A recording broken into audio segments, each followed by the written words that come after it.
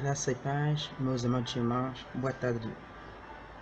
Eu quero compartilhar convosco mais uma meditação, desta vez a partir do livro de Salmos, no capítulo 19, no versículo 9 a 12.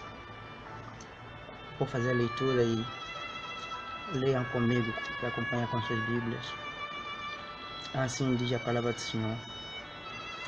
O temor do Senhor é puro e dura para sempre. As ordenanças do Senhor são verdadeiras, são todas elas justas. São mais desejáveis do que o ouro, do que muito ouro puro. São mais doces do que o mel, do que as gotas do favo. Por elas o teu servo é divertido. Há grande recompensa em obedecer-lhes. Quem pode discernir os próprios erros? Absolve-me dos que desconheço. Até aí.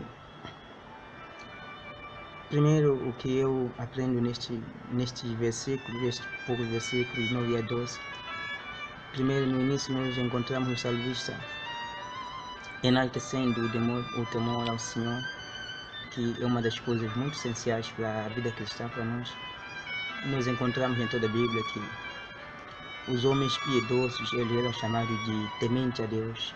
Então, sempre que encontramos um homem piedoso, alguém que vivia uma vida íntegra diante de Deus, ele era chamado temente a Deus.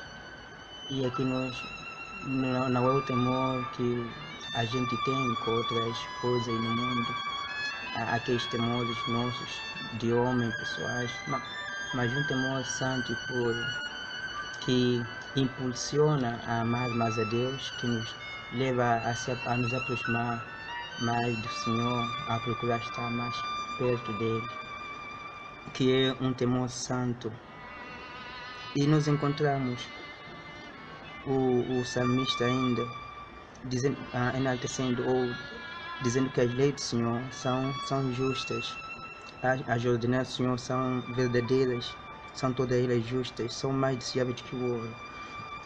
Querido, realmente quando a gente olha para a lei de Deus, os mandamentos do Senhor, de uma forma carnal, nós iremos encontrar algo muito difícil de obedecer. A gente às vezes tem muita dificuldade em obedecer certos mandamentos, quando somos exortados através da Bíblia que devemos amar os inimigos, devemos fazer o bem para quem nos faz mal. Isso parece muito difícil e a gente às vezes tem comentado que é impossível fazer tudo isto, isso é difícil demais.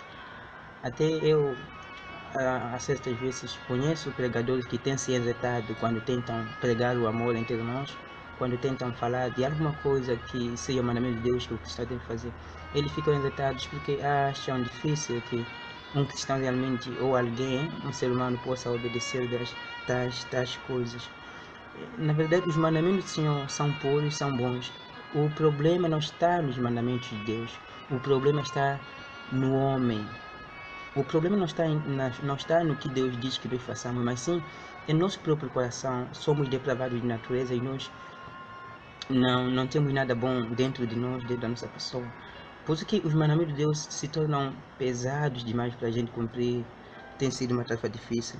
Porém, todos os mandamentos de Deus, eles são bons, são retos, são justos, são doces, como o salmista descreve, mais doces que o mel.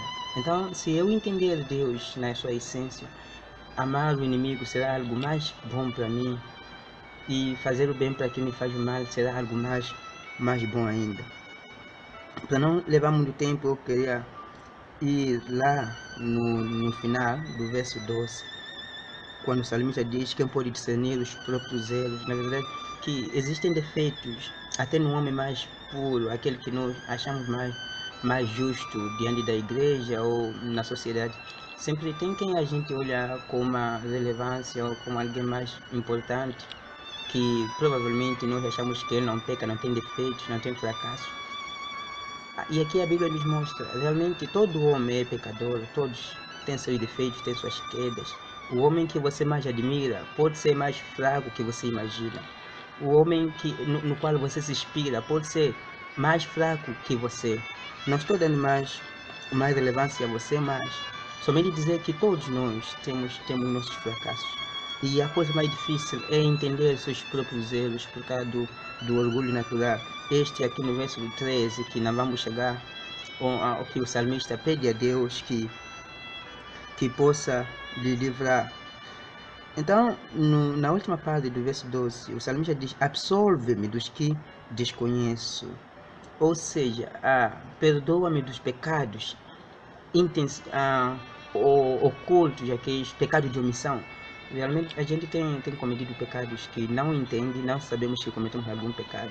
Esses que são chamados de pecados de omissão.